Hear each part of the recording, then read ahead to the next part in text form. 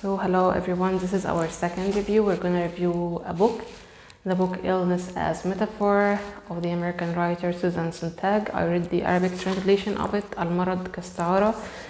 But before we start, here is a trigger warning that we're going to talk about, briefly about illness and about death.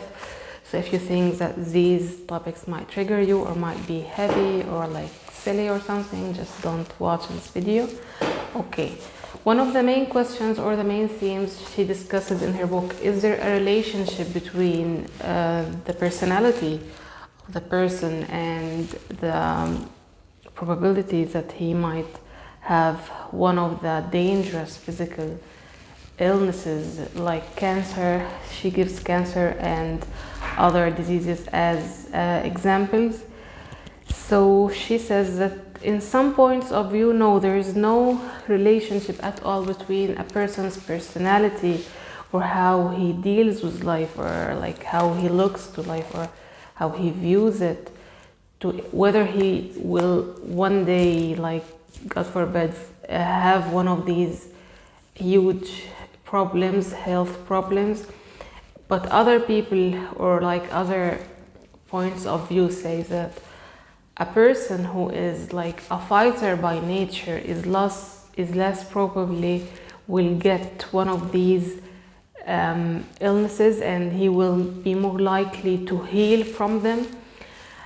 Some scientists say that's nonsense, and this clearly shows to what extent they don't understand the physical and the scientific and the biological nature of illness, that it's completely physical and purely biological, and it's just a problem in one of the human organs, and it has nothing to do with their personality or how they behave or how long they want to live, or how strong they can fight. Okay, related to the first question, can the ill person heal themselves if they put it into their minds that I'm gonna heal from this?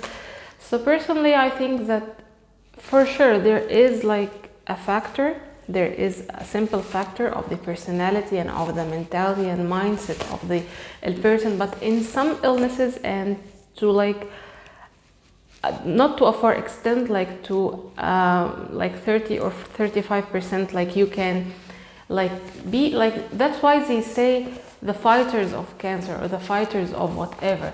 If you put it into your mind and if you decide that I'm gonna be okay, this may be a factor in your healing journey, but surely it's not the only thing.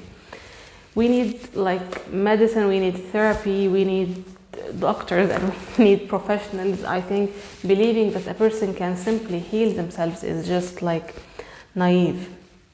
So do we like to believe that we can heal ourselves and that we can get better on our own? I think yes, some people, or many people, me included, we like to believe that we can heal ourselves and that we can do it alone without any help, and that we can decide that I'm gonna be okay and be okay the next day, and this simply doesn't happen. So does illness just happen, or it has reasons? Of course, everything in life, it has reasons, but what are the reasons? Can we just say that the person themselves, you did it to yourself, or you contributed to your illness? I think she says that this makes the person feel that they deserve this illness because they were the one who got it for themselves. And I think this is completely negative, and this is completely it's not helpful at all in healing or in getting better.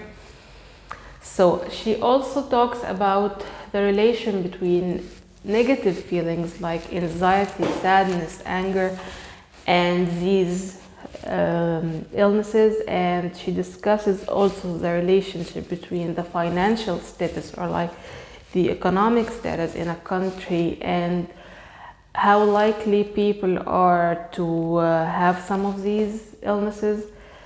So she had cancer herself, and of course it was not easy for her to write a book like this, but I think that there is no space for points of view of us people who are not medical professionals to contribute and say our opinions in something like this. I think that's purely scientific, and that we need to have what scientists and what professionals think about it.